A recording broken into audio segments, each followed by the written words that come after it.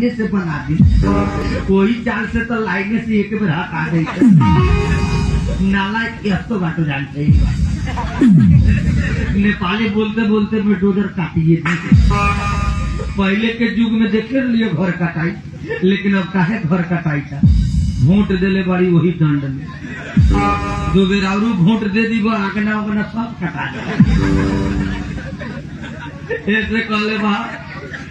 ऐसे कहले बा कि रोड पर रहे वाला लोग के हो गए मजबूरी, अब ज्यादा बोलबो तो नगर पालिका आगे वादा अध्यक्ष थाना में झिंचवा के पूरी आए बात में न रही कोनो शेयर तो लाफड़ा बढ़ा दी घर ही से फोन करके मेयर। यही बात बोलला में रोक तो हर जिला नंबर लमन नेता सबके लागल है आन आईएसओ के पानी कस के ठेल दिल बकिया में टूट गेली नरवा किसी के बांध। सब लोग पकड़ धरत रहे जो दाहड़ में छनत रहे लकड़ी तो मटियावा से दहा गेल गभिना दूगो बकर। सौंसे बाजार में मेरी टाइट हो गए सब्जी, महंगा हो गए आलू आ थाना कोपुआ थाना में के पुलिस सब जाके हाउ हाउ कसत रहे बोरा में बालू बान बानेला बोरा में बालू खाली पुलिस में दूगो पहड़िया पे ये पस्तो देश हो और 2 नंबर प्रदेश आज रोलपा आए भने ट्रांसफर है यो देहात में अल्टर देश हो हामीहरू मान्छे के सुरक्षा गर्ने मान्छे हो बोरा में बालू कसने मान्छे छैन। ओकने के बालू कसे या रोटी या नून मारता है ना वो लोग खिजावे ओकने के देखे तारी। यही बात पर हम निकल रही बोल आ एक गो टीपर आके अजगैबी में गिरा दिले 5-10 गोले पोल पहड़िया रहले टीपर हाके वाला और ट्रकवा ने के वो हथिया लेखा उ छापा इधर है हकबे करला केतनो फैली रोड रही थे इसे घुमाते जाता आ गांव गरे बुझाई ओकर बाप के गांव बा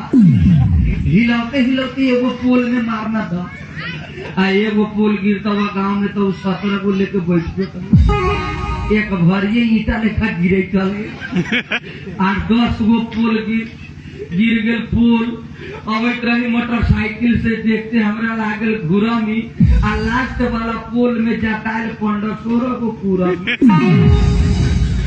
घटना भेल पड़ी के संहार आ कुर्मी के जटाइल पर खुश हो गए गरीबी के तमार ठीक है बोलो सबसे लहरिया जा कुर्मी हो वाले बड़ा लोग के ठक के खैले बा भले जटाइल बा वही पे जटाए रहो दोगुना वही में खाता आ 10 गोला निकल तो बैग बिना अपाही जे अभी लगा आइते बा का करिए ऐसा घटना नेपाल में मुखल। लेकिन का करी गांव में सबसे बनल लड़का एगो हमहू बनल बाप के बिगड़ल बेटा घरे से चले तो हम हरदी चूना के व्यवस्था करवाइए। लेकिन गांव भर में सबसे पेट पोसवा हम है, कमाए के हम न जाने खाए के जाने ले।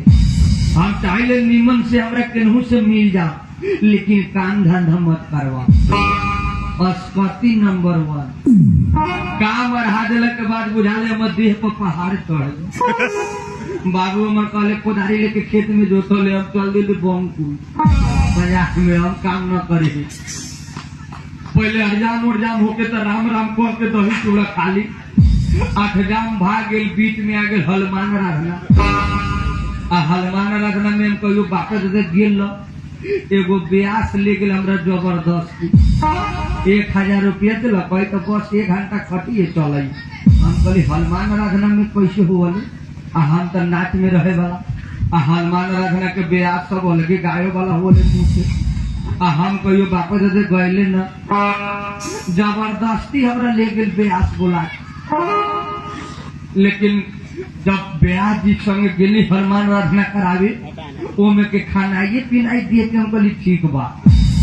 सपो में जा हलवान जी के डेरी लेके मंगल मूर्ति मारुति नंदन तो ले चाय बिस्कुट ले अथवा दंदन हम कहली भाई तो वो से टपा दे आ 10 मिनट में सेव संतोला आ तैका बीच में जिसड़ो के तो हलवा पूरी जिलेबी पाइप वाला फ्रूटी चरचर बोले सब बे आ सब इतना रोई खाई भेल बा उड़ीस ले खानाइए से हम कहले ना ई काम ठीक हो 10 गो हनुमान आराधना में खटले मोटा गेली खा के हम लेकिन अकेलन तवन पिटाई ना पिटा गेली हरकिए गेली काने पिटा गेली कैसे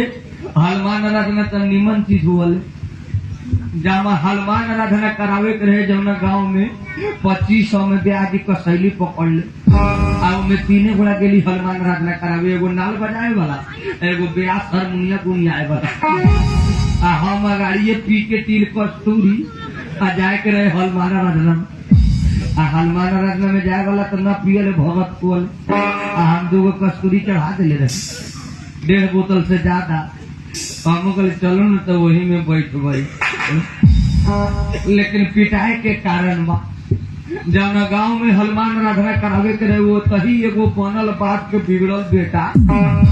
एगो छौड़ी से प्यार कैले लव मैरिज भेंट एको बेर न आ दीवानगी बेसी 5000 के रिचार्ज छौड़ा उड़ा दिल वो लड़का के सिरहनी मोबाइले रहे कॉल में लगा देवे सफा रात भर बतुआई हेलो कहाँ भाई अबे की तोरा चलते दवाई खा के मर जाए थोड़ी कहीं रात में की नहीं आओ ना मकई के खेत उड़ी आओ ठीक बा बिहान 4 बजे टाइम बना देवे सौड़ा 4 बजे भोर से 4 बजे दिन तक बैठे मकई में लेकिन सौड़ी भेंट होके 1 महीना में तो छौड़ा सापट जोंडिसिया लेकर खत्म हो गई लव करे वाला बहुत जल्दी दुबरा लाई लव करे वाला केतनो खाई ओकरा देह पहिरे न चढ़ लव करे वाला एगो लमका मोबाइल चलाए वाला लमका मोबाइल चलाए वाला के मिठाइयों खिया देव तो न मोटाई 1.5 लीटर दूधो पिया बताइयो न मोटाई काहे न मोटाई बहुत मोबाइल आई हुई लगे मोबाइल में चेक करिए एको मोबाइल में बाप मतारी के फोटो हो 100 में 2 रख ले हो न तो सब उहे फोटो रख ले हुई हनुमान वीर वाला न शुरू हो तो केतनो खाई तो उस साला के देह पहिरा न तो राखे वाला के क्या करे अभी प्यार कर रहे छौड़ी से आई छौड़ा के वो छौड़ी के दूरा पर जाए के भंग मिले न आई हनुमान आराधना वो छौड़िए के दूरा पर अभी लाभो कल छौड़ा कह तो हाँ ब्यासे संगे हम चलब हनुमान आराधना में गाय छौड़ी के मुँह से आई तो लगले ओकरा से बतुआ ले अब हमने 3 बड़ा हनुमान आराधना करावे चले तो छौड़ा आके ब्याजी के गुड़ पकड़ ले ब्याजी हमहू रह यही में हम पिले रही दारू में बोले ब्याजी राख लो निमन लइका राख हमरा का पता ई साला प्यार कैले 5 बजे तक जब ये हनुमान आराधना के टाइम भई हनुमान आराधना जब हारमोनिया लेके ब्याजी लागल गुमिया में शुरू भइल हनुमान आराधना ट्रेन पकड़ लो जब हनुमान आराधना स्टार्ट भइल तो साउंड 3 लेखा बाजे लागल मंगल मूर्ति मारुति नंदन सकलय मंगल मूर्ति कंदन मंगल मूर्ति मारुति नंदन सकलय मंगल मूर्ति कंदन प्रेम से बोलिए हनुमान जी महाराज की तैला भो कल वाला चौड़ा झाल लेके चौड़ी उड़ी कपाई केने से आई एक हनुमान करने से मतलब न ब्याज शुरू कर मंगल मूर्ति मारुति नंदन सकलय मंगल मूर्ति कंदन सीता जी के जब हरण भई हनुमान जी जब लंका पहुंचल अशोक बैठका में सीता जी के हनुमान जी देखता और जब सीता जी हनुमान जी के देखता का कहता ब्याह जी जब कहता सीता जी के जब हनुमान जी के नजर पड़ल